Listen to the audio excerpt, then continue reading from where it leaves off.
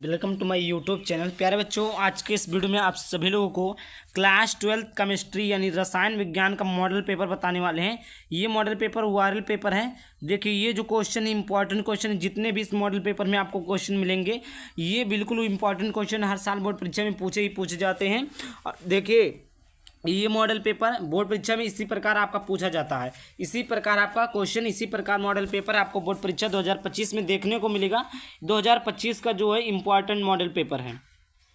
देखिए, शुरू से देखिएगा, पूरा इसका हल बताने वाले हैं। तो सबसे पहले आप लोगों को वीडियो को लाइक कर देना है, चैनल को सब्सक्राइब जरूर कर देना है।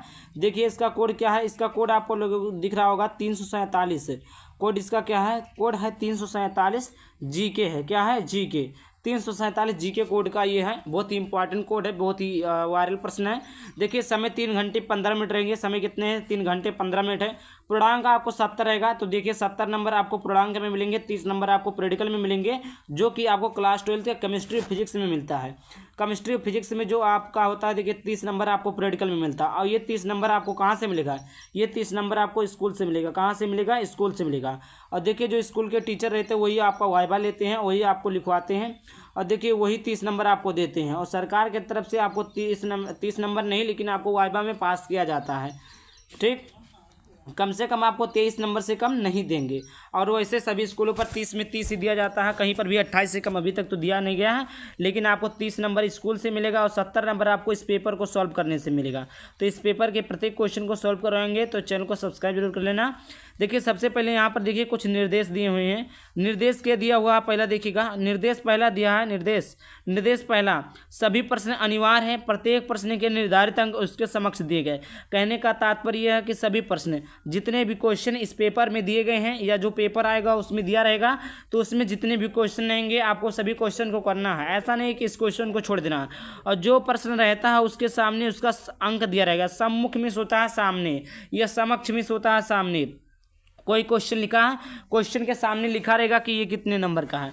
दूसरा देखिए, दूसरा यहाँ पर आपका है कि गणनात्मक प्रश्नों में गणना के समस्त पद दीजिए। तीसरा, आपके प्रश्नों के प्रासंगिक उत्तर लिखिए, मतलब उसका सही सही उत्तर लिखिए। चौथा आपका दिया, जहाँ आवश्यक हो वहीं रासायनिक समीकरण दीजिए। मतलब हर जगह आपको रासायनिक समीकरण देने की आवश्यकता नहीं है। जहाँ पर इम्पॉर्टेंट लगे, जहाँ पर आवश्यक लगे, वहीं पर ही रासायनिक समीकरण को दीजिएगा। जैसे 1 नंबर हो गया, 1 नंबर में अगर परिभाषा पूछा तो आप लोगों को रासायनिक समीकरण नहीं देना है। जैसे 3 नंबर का क्वेश्चन पूछ ले तो इसमें आप लोगों को रासायनिक समीकरण देना है। 2 नंबर का पूछ ले तो उसमें आपको एक परिभाषा, एक रासायनिक समीकरण पर नंबर मिल जाएगा। 1 नंबर के क्वेश्चन पर देखिए, आप परिभाषा पूछा तो आप परिभाषा लिख देंगे, ना कि आप उसका रासायनिक समीकरण लिखें। यहाँ तक तो आपको समझ में आ गया। कोई भी डाउट होता है तो आप लोग कमेंट में पूछ लीजिएगा। यहाँ पर मोबाइल में दिया, आप लोग वहाँ पर SMS कर सकते हैं। पहला क्वेश्चन दिया है, पहला क्या दिया है? इस प्रश्न के प्रत्येक खंड में 4 विकल्प दिए गए हैं। सही विकल्प चुनकर उसे अपनी उत्तर पुस्तिका में लिखिए। मतलब देखिए, ये जो पहला खंड आपका ये MCQ में आया है। किसमें? MCQ मतलब होता है बहुविकल्पीय प्रश्न। मतलब एक क्वेश्चन दिया रहेगा, क्वेश्चन में 4 ऑप्शन रहेंगे। 4 ऑप्शन में से कोई एक ऑप्शन सही रहेगा, उसी ऑप्शन को आपको क्या करना है? कॉपी में लिखना। देखिए, यहाँ पर साफ साफ लिखा है कि इस प्रश्न के प्रत्येक खंड में 4 विकल्प दिए गए हैं। कितने विकल्प दिए हैं? जैसे 1 2 3 4, कितने विकल्प दिए गए हैं? 4 विकल्प दिए हैं। इन चारों में से सही विकल्प चुनकर कौन सा प्रश्न का उत्तर सही है, वही चीज़ें आपको कॉपी में लिख देनी है। पहला क्वेश्चन हम पढ़ते हैं। पहला क्वेश्चन लिखा पर बच्चों, निम्न में से किस 0.1 m जलीय विलयन का हिमांक न्यूनतम होता है? क्या लिखा? निम्न में से, मतलब ये जो निम्न में से होता है, जो ये चीज़ें दी हुई है, इन चारों में ऐसा कौन सा है जो 0.1 m जलीय विलयन का हिमांक न्यूनतम होगा? तो यहाँ पर देखिए, पहला दिया सोडियम क्लोराइड, दूसरा दिया है यूरिया, तीसरा दिया है पोटेशियम सल्फेट, चौथा दिया है ग्लूकोज। तो देखिए, इसका जो सही ऑप्शन हो जाएगा वो हो जाएगा पोटेशियम सल्फेट। क्या हो जाए? Potassium sulphate, KSO4। क्या हो जाएगा? KSO4। क्या हो जाएगा? KSO4, potassium sulphate. इसका सही ऑप्शन हो जाएगा। ये आपका 1 नंबर का है। अब देखिए, जो समक्ष नंबर दिया है, देखिए इसकी क्वेश्चन के सामने नंबर दिया कि नहीं दिया, कि कितने अंक का है। दूसरा आपका खा, वेग स्थिरांक ताप बढ़ाने पर, अगर वेग स्थिरांक का ताप बढ़ा दे तो क्या होता है? तो देखिएगा, वेग स्थिरांक का ताप बढ़ाने पर बढ़ेगा या घटेगा या अपवर्तित रहेगा, या इनमें से कोई नहीं। ठीक, इनमें से कोई नहीं होगा। तो देखिए, इसका जो सही ऑप्शन हो जाएगा, ऑप्शन नंबर A आपका सही है। पहला ऑप्शन सही है। कौन सा ऑप्शन सही है? पहला सही है। बढ़ेगा, कौन सा होगा? बढ़ेगा। कौन सा होगा? पहला ऑप्शन सही है आपका। बढ़ेगा। आगे देखिए तीसरा गा क्या पूछा है कि निम्न में से कौन सा मोनोसेक्राइड है, कौन सा मोनोसेक्राइड है, निम्न में से इन चारों में से बताना आपको कौन सा मोनोसेक्राइड है।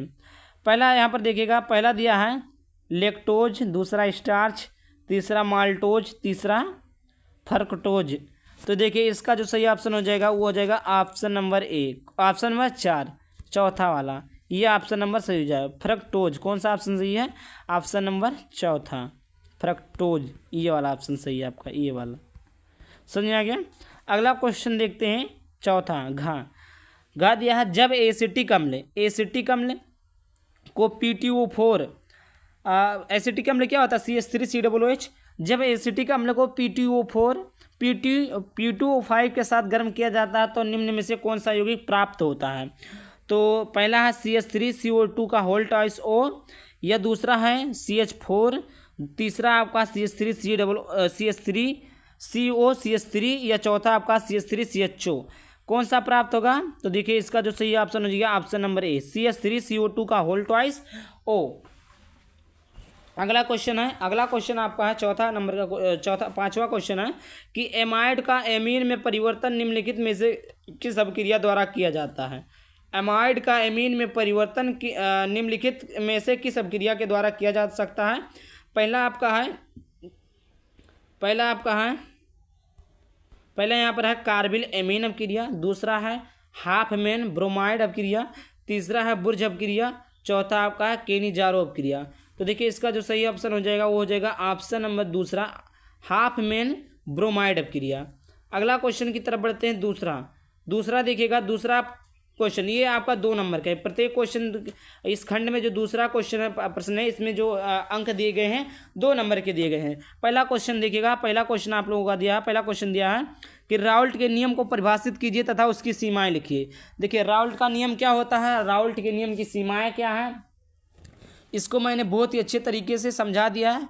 आप लोग जाकर चैनल पर देख सकते हैं, वीडियो का लिंक मैं डिस्क्रिप्शन में दे दूंगा, आप वहां से देख सकते हैं कि राउल्ट का नियम क्या होता है। दूसरा आपका कोलोराउस के नियम को समझाइए, इस नियम के 2 अनुप्रयोग लिखिए। देखिए कोलोराउस के नियम भी क्या होता है इसको भी हमने बता दिया, वीडियो के डिस्क्रिप्शन में आपको लिंक मिल जाएगा, आप लोग वहाँ से पढ़ लीजिएगा कि कोलोराउस का नियम क्या होता है। तो देखिए कोलोराउस के नियम को हमने भी समझा है कि अनंत तन्यता पर विद्युत अपघट की मोलर चालकता जो होती है विलयन में उपस्थित धनायनों तथा ऋणायनों की मोलर चालकताओं के योग के बराबर होता है, इसको भी हमने बता दिया है। राउल्ट का नियम भी हमने बताया कि इस नियम के अनुसार किसी विलायक में अवाष्पशील विद्युत अनवघट पदार्थ घोलने पर विलयन के वाष्पदाब का जो आपेक्षिक अवनमन होगा उसके मोल प्रभाज के बराबर होगा। क्या आपने समझा कि किसी विलायक में कोई अवाष्पशील विद्युत अपघट पदार्थ घोलने पर या मिलाने पर विलयन का वाष्पदाब का अपेक्षिक अवनमन उसके मोल प्रभाज के बराबर होता है। P0 माइनस PS अपान P0 बराबर स्मॉल n अपान small n plus capital n, यही चीज़ें हमने बताई थी, आप लोगों ने देखा होगा। ये आपका क्या है, ये आपका क्या था, राउल्ट का नियम था। राउल्ट का नियम क्या होता है, P0 माइनस PS अपान P0 बराबर स्मॉल n अपान small n plus capital n, इसका अपेक्षिक अवनमन इसके मूल प्रभाज के बराबर होता है। और तीसरा हो गया। अब देखिए अगला क्वेश्चन तीसरे का कहा है एक घनीय संरचना वाला यौगिक तत्व A तथा B से बना है, इसमें A परमाणु घन के कोने पर तथा B परमाणु फलक केंद्र पर है, यौगिकों का सूत्र ज्ञात कीजिए। ये देखिए ये भी आपका कितने नंबर का, 2 नंबर का है। अब इसी का खा है निम्नलिखित उपसह संयोजन यौगिकों की IPSC नेम लिखिए। IPSC नेम भी हमने आप लोगों को समझा दिया है, ये 2 IPSC नेम में 1-1 नंबर का है। अगला क्वेश्चन कहा गा न्यूक्लिक अम्ल से आप क्या समझते हो, उदाहरण दीजिए।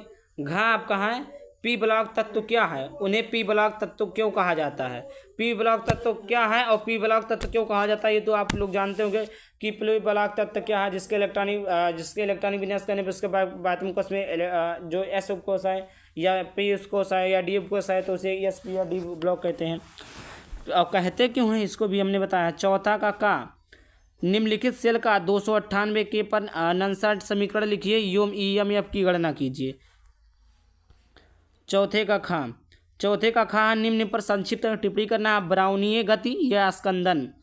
ग आपका प्रश्न है प्रयोगशाला में एथिल एमीन बनाने की विधि का वर्णन कीजिए, संबंधित अभिक्रियाओं के समीकरण भी दीजिए एथिलमीन एथिलमीन एसिटिक अम्ल कैसे प्राप्त किया जाता है? ये आपका 3 नंबर का है, ये भी आपका 3 नंबर का है।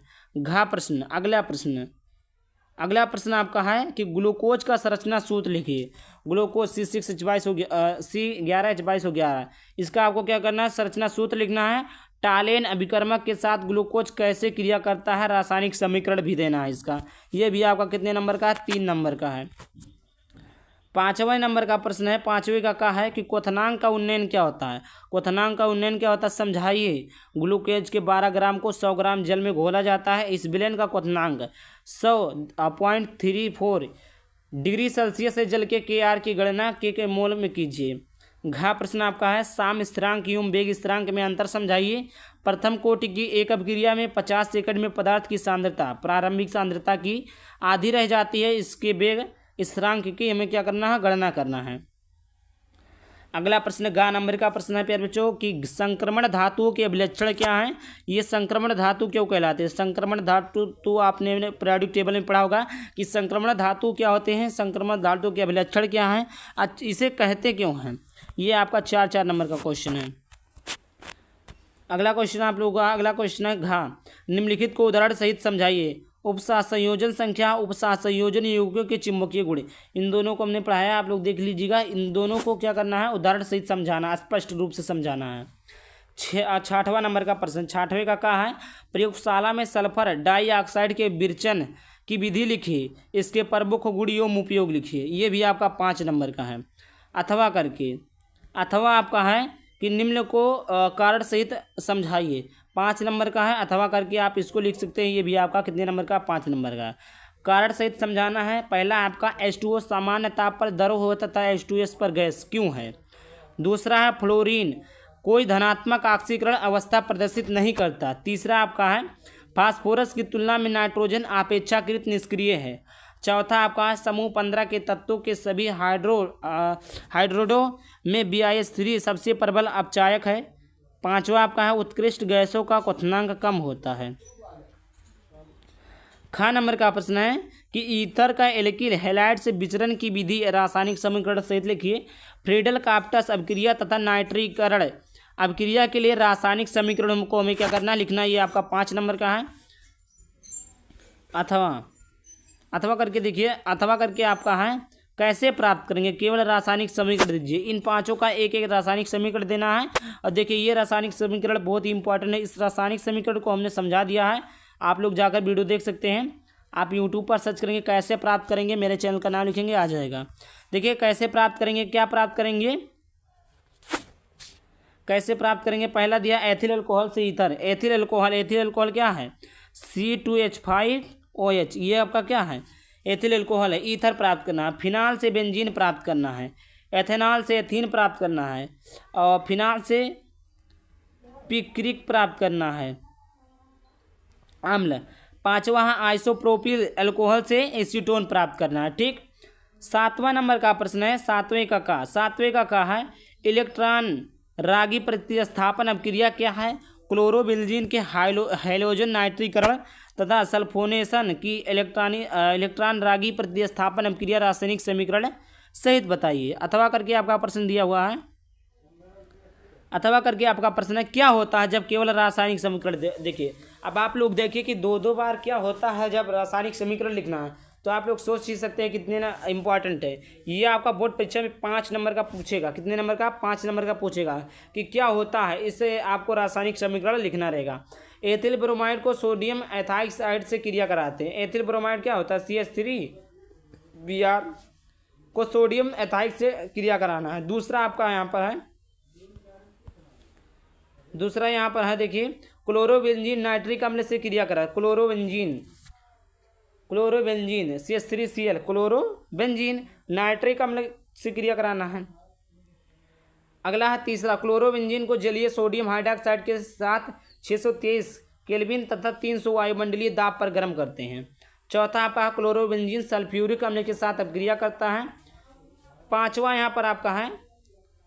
आपका है एथिल क्लोराइड को जलीय पोटेशियम हाइड्रॉक्साइड के साथ गर्म किया जाता है। ख नंबर का प्रश्न है हेलाइड बनाने की 2 विधियों को रासायनिक समीकरण देते हुए लिखिए तथा टालेन अभिकर्मक एवं फेलिंग विलेन के साथ इसकी रासायनिक अभिक्रिया लिखिए। अथवा करके आपका प्रश्न है कि निम्नलिखित का वर्णन कीजिए।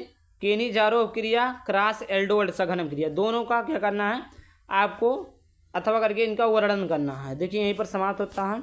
ये था आपका पेपर। अगर आप लोग इसका पेपर चाहते हैं तो कमेंट कीजिएगा। चलिए मिलते हैं किसी ने अपने टॉपिक के साथ। बाय बाय, थैंक यू, जय हिंद, जय भारत, वंदे मातरम।